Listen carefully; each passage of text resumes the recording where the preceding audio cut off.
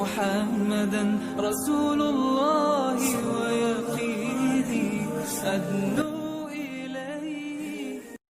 بسم الله الرحمن الرحيم.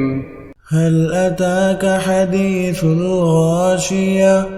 وجوه يومئذ خاشعة عاملة ناصبة تصلى نارا حامية تسقى من عين آنية ليس لهم طعام إلا من ضريع لا يسمن ولا يغني من جوع وجوه يومئذ ناعمة لسعيها راضية في جنة عالية لا تسمع فيها لاغية فيها عين جارية فيها سرر مرفوعة وأكواب موضوعة ونمارق مصفوفة